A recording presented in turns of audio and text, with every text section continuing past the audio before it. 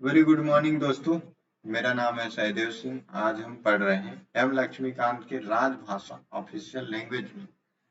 तो दोस्तों, अगर इमेजिन करिए आप किसी भी न्यायालय या कोर्ट कचहरी तहसील या फिर जो भी सरकारी कार्यालय में जाएं और वहां पे केवल अंग्रेजी में बात हो, या फिर आपकी अगर अंग्रेजी अच्छी हो तो केवल हिंदी में बात करें, जो कि कई मोस्ट ऑफ की कई जने बच्चे या फिर यंगर हम में से जो इंग्लिश मीडियम में पढ़े रहते हैं तो उनको हिंदी समझने में थोड़ा असहज फील करते हैं। तो वे जाएं और केवल हिंदी में केवल अंग्रेजी में बात करें, उसको समझने में दिक्कत आए तो आप कैसे फील करेंगे? इस दुविधा को, इस समस्या, इस प्रॉब्लम को दूर करने के लिए संविधान में भाग 17 में अनुच्छेद 343 से 351 राजभाषा से संबंधित उपबंध किए गए हैं। 4 शीर्षकों में विभाजित किया गया है: संघ की भाषा, क्षेत्रीय भाषा, न्यायपालिका एवं विधि के पाठ एवं अन्य विशेष निर्देश। तो संघ की भाषा के बारे में कहा गया है कि संघ की भाषा के संबंध में निम्नलिखित उपबंध है। देवनागरी लिपि में लिखी जाने वाली हिंदी संघ की है, परंतु संघ द्वारा आधिकारिक रूप से प्रयोग की जाने वाली संख्याओं का रूप अंतरराष्ट्रीय होगा, न कि देवनागरी। मतलब संघ जो प्रयोग करेगा वो अंतरराष्ट्रीय लैंग्वेज यूज करेगा, यानी कि इंग्लिश, ताकि सभी देश उसमें देश के साथ विदेश भी उसको समझने में सहज हो। हालांकि संविधान प्रारंभ होने के 15 वर्षों के पश्चात अंग्रेजी का प्रयोग आधिकारिक रूप उन प्रयोजनों के लिए जारी रहेगा जिनके लिए 1950 से पूर्व इनका प्रयोग में होता था। 15 वर्षों 15 वर्षों के उपरांत भी संघ प्रयोजन के लिए विशेष का अंग्रेजी प्रयोग कर सकता है। संविधान लागू होने के पश्चात संविधान लागू होने के 5 वर्ष के पश्चात व पुनः 10 वर्ष के पश्चात राष्ट्रपति एक आयोग की स्थापना करेगा। ऐसा संघ की भाषा के बारे में कहा गया है।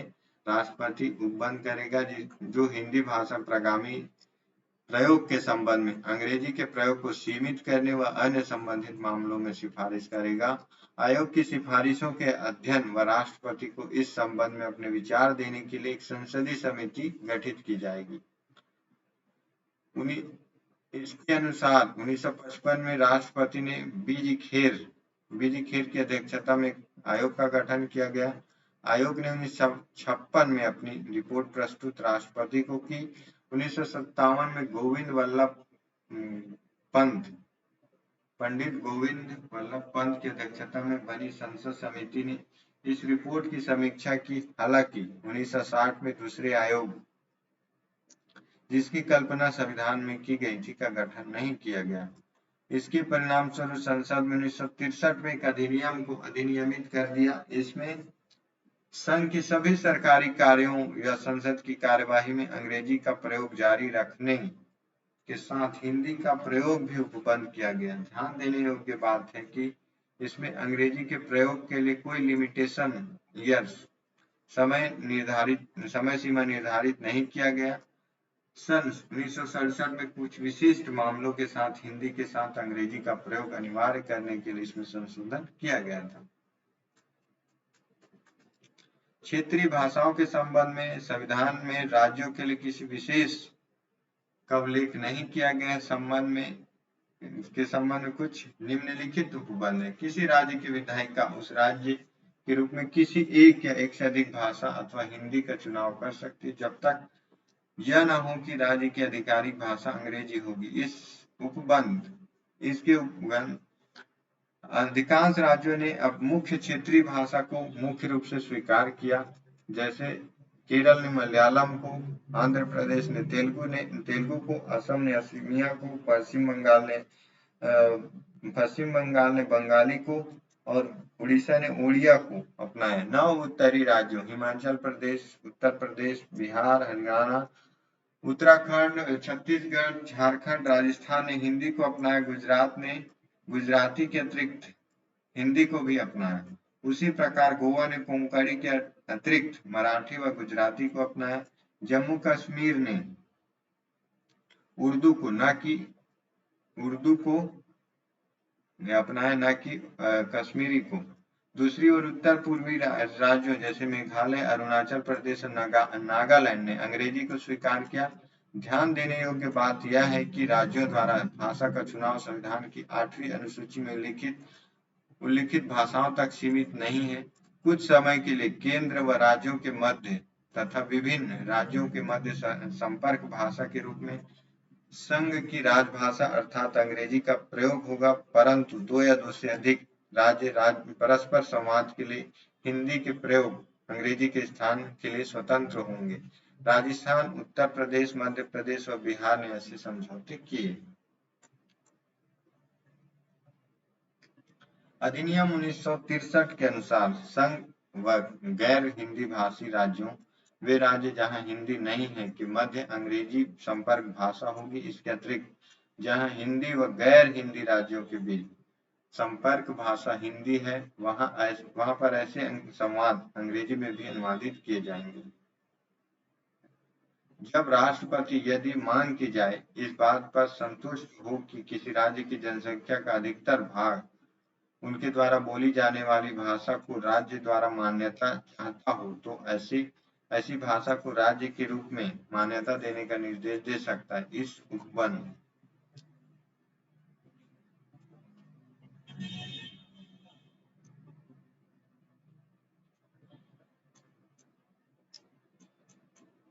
इस उपबंध का उद्देश्य राज्य के अल्पसंख्यकों की भाषाई हितों की सुरक्षा करना है। कहने का ये अभिप्राय है कि अगर किसी राज्य में उस राज्य की अधिकांश जनसंख्या अगर अंग्रेजी बात करती है, तो उस संबंध में अंग्रेजी को अपनाने की आज्ञा दे सकता है। इसका उद्देश्य क्या होगा? राज्य की अल्पसंख्यकों के भाषाई हितों की सुरक्षा करना है। न्यायपालिका की भाषा एवं विधि पाठ संविधान में न्यायपालिका एवं विधायिका की भाषा के संबंध में उपबंध किए गए उपबंध निम्नलिखित, जब तक कि संसद अन्यथा व्यवस्था न दे तब तक उनकी भाषा केवल अंग्रेजी में होंगे। उच्चतम न्यायालय व प्रत्येक उच्च न्यायालय की कार्यवाही और केंद्र में राज्य स्तर की सभी विधेयक, अधिनियम, अध्यादेश, आदेश, उपनियम सभी केवल अंग्रेजी में होगा। हालांकि किसी राज्य का राज्यपाल राष्ट्रपति की पूर्व अनुमति से हिंदी अथवा किसी राज्य की किसी अन्य राजभाषा को उच्च न्यायालय की कार्यवाही की भाषा का दर्जा दे सकता है, परंतु यह न्यायालय द्वारा दिए गए निर्णयों, आज्ञाओं व इसके द्वारा पारित आदेशों पर लागू नहीं होगा। अन्य शब्दों में न्यायालय द्वारा दिए गए निर्णय, आज्ञा अथवा आदेश केवल अंग्रेजी में ही होंगे जब तक कि संसद व्यवस्था न दे। इस प्रकार राज्य विधानसभा भी विधेयकों, अधिनियमों, अध्यादेश, आदेशों, नियमों, व्यवस्थाओं व उपनियमों के संबंध में किसी भी भाषा का प्रयोग अंग्रेजी के अतिरिक्त को निर्धारित कर सकते, परंतु सबका अनुवाद अंग्रेजी भी प्रकाशित करना होगा। राजभाषा अधिनियम 1963 के अनुसार राष्ट्रपति के प्राधिकार से प्रकाशित अधिनियम, अध्यादेश, आदेश, नियम व उपनियमों के हिंदी में अनुवाद आधिकारिक लेख माने जाएंगे। इसके अतिरिक्त संसद में प्रस्तुत प्रत्येक विधेयक के साथ इसका हिंदी अनुवाद होना आवश्यक होगा। इस प्रकार कुछ मामलों में राज्यों के अधिनियमों व अध्यादेशों का भी हिंदी अनुवाद होगा।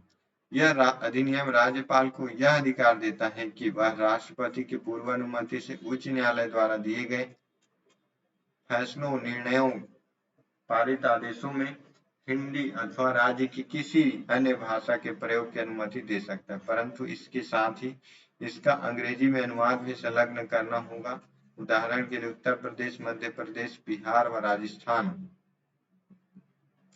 में इस उद्देश्य के लिए हिंदी का प्रयोग होता है। हालांकि संसद ने उच्चतम न्यायालय में हिंदी के प्रयोग के लिए कोई ऐसी व्यवस्था नहीं की है। उच्चतम न्यायालय केवल उन्हीं याचिकाओं को सुनता है जो केवल अंग्रेजी में हो। सन 1971 में एक याचिकाकर्ता द्वारा हिंदी में बहस के लिए एक बंदी प्रत्यक्षीकरण याचिका उच्चतम न्यायालय में प्रस्तुत की गई, परंतु न्यायालय ने उस याचिका को इस आधार पर निरस्त कर दिया कि वह अंग्रेजी में नहीं है तथा हिंदी का प्रयोग असंवैधानिक है।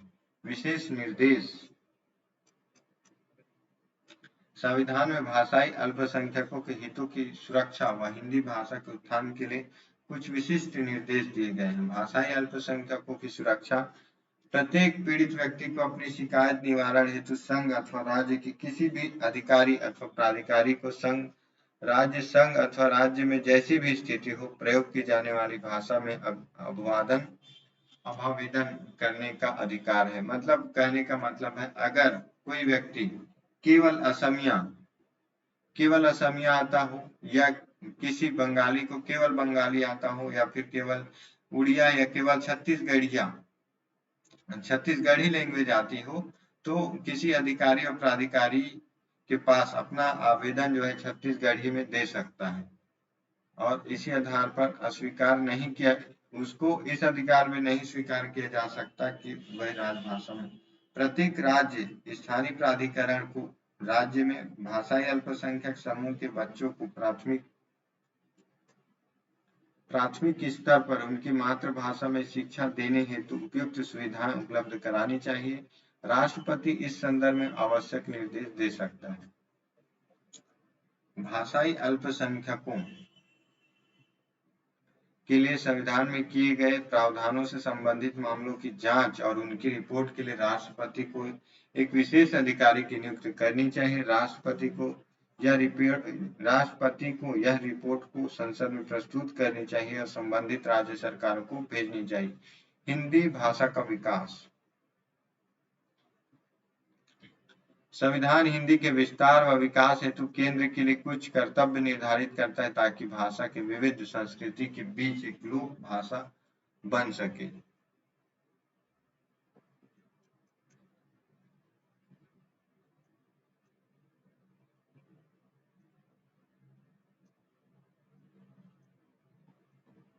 इसके अतिरिक्त केंद्र 8वीं अनुसूची में वर्णित हिंदुस्तानी व अन्य भाषाओं के रूप में शैली व भावों को आत्मसात करके और अन्य शब्दावली को मुख्य संस्कृत व गौड़ता अन्य भाषाओं से शब्द लेकर हिंदी को समृद्ध बनाने के निर्देश देता है।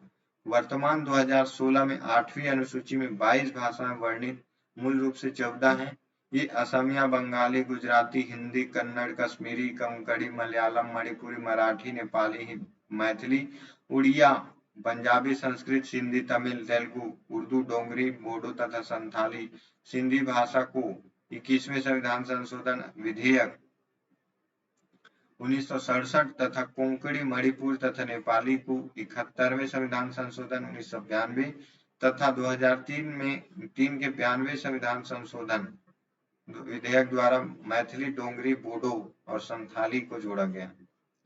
तो 1967 में सिंधी भाषा को जोड़ा गया संविधान विधेयक में, और कोंकणी, मणिपुर तथा नेपाली, कोंकणी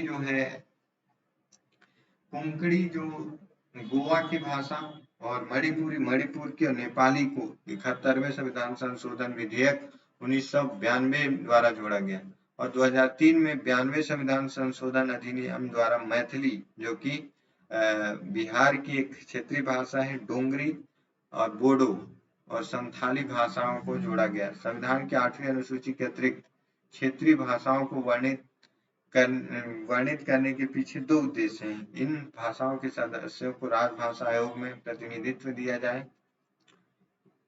इन भाषाओं के रूप में शैली एवं व भावों का प्रयोग हिंदी को समृद्ध बनाने के लिए किया जाए। राजभाषा पर संसदीय समिति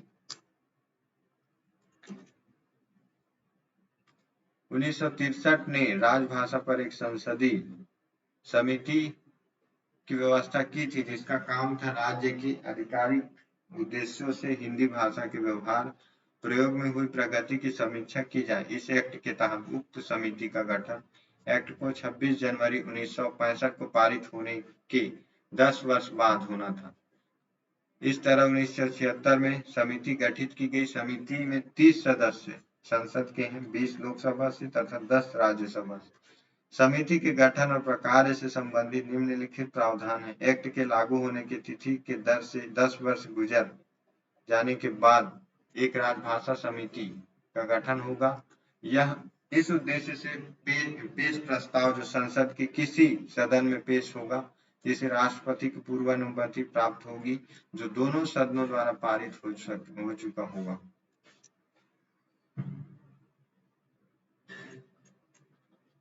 समिति में 30 सदस्य होंगे, इनमें से 20 लोकसभा के, 10 राज्यसभा के। इनका चयन लोकसभा सदस्यों, राज्यसभा सदस्यों द्वारा एकल हस्तांतरणीय मत द्वारा अनुपातिक प्रतिनिधित्व प्रणाली से होगा। समिति का यह उत्तरदायित्व होगा कि केंद्र के प्रशासनिक उद्देश्यों के लिए हिंदी के प्रयोग की दिशा में हुई प्रगति की समीक्षा करे। तत्पश्चात राष्ट्रपति को यह रिपोर्ट सौंपे जिनमें अनुशंसाएं हो। राष्ट्रपति इस रिपोर्ट को संसद के पटल पर रखवाएंगे और सभी राज्य सरकारों को प्रेषित करेंगे। राष्ट्रपति रिपोर्ट पर विचार के उपरांत और राज्य सरकारों के विचारों का गौर करने के बाद पूरी रिपोर्ट या उसके कुछ अंशों पर निर्देश जारी कर सकते हैं। समिति के अध्यक्ष समिति के सदस्यों द्वारा चुने जाते हैं। परंपरा के अनुसार केंद्रीय गृह मंत्री समय समय पर समिति के अध्यक्ष चुने जाते हैं।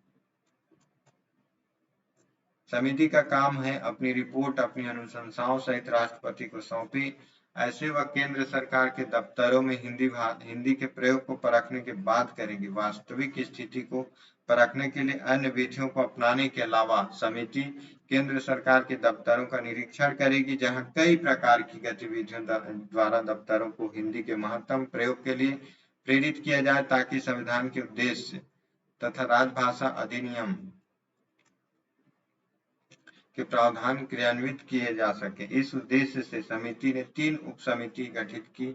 उप समितियों से निरीक्षण करवाने के लिए कई मंत्रालय विभाग भी 3 भागों में बांटे गए। इसके अलावा कई उद्देश्यों तथा अन्य संबंध मामलों में राजभाषा के प्रयोग का आकलन करने के लिए यह तय किया गया कि विविध क्षेत्रों से गणमान्य जैसे शिक्षा, न्यायालय, स्वयंसेवी संस्थाएं, मंत्रालयों, विभागों से के सचिवों से मौखिक प्रमाण हासिल किए जाएं। इस समिति द्वारा केंद्र सरकार के दफ्तर में हिंदी उत्तरोत्तर प्रयोग का संविधान द्वारा निर्दिष्ट राजभाषा संबंधी प्रावधानों की पृष्ठभूमि में समीक्षित किए जाए। इसके लिए राजभाषा अधिनियम 1963 तथा उल्लिखित नियमों के आलोक में यह भी समीक्षा हो। एतद विषयक सरकारी विज्ञप्तियों निर्देशों को संज्ञान लिए जाएं। समिति के संदर्भ पद व्यापक होने के चलते यह और भी प्रासंगिक आयामों का आकलन करती है। ये आयाम है स्कूलों, कॉलेजों, विश्वविद्यालयों में शिक्षण का माध्यम, सरकारी सेवाओं में भर्ती का तरीका, विभागीय माध्यमों का माध्यम आदि। राजभाषा के अनेक पक्षों के विस्तार को संज्ञान लेते हुए और वर्तमान स्थिति को भी ध्यान में रखते हुए समिति ने जून 1985 और अगस्त 1986 में हुई अपनी बैठक में फैसला दिया कि वह राष्ट्रपति को अपना रिपोर्ट भागों में पेश करेगी। रिपोर्ट का हर भाग राजभाषा नीति के खास पक्ष में संबद्ध होगा। समिति के सचिव समिति सचिवालय के अध्यक्ष हैं। उनकी मदद के लिए अपर सचिव तथा अन्य अधिकारियों के स्तर के अधिकारी होते हैं। वे समिति के विभिन्न कार्यों के निष्पादन और हर संभव सहायता करते हैं। प्रशासनिक उद्देश्यों से यह कार्यालय गृह मंत्रालय के राजभाषा विभाग के अधीन है।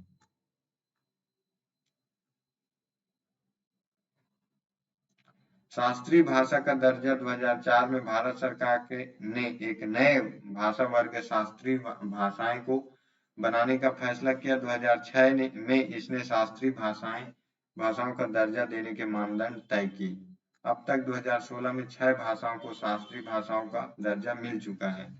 तमिल, संस्कृत, तेलुगु, कन्नड़, मलयालम, उड़िया। तमिल, संस्कृत, तेलुगु, कन्नड़, मलयालम 2004, 5, 8, 8, 2013, 14।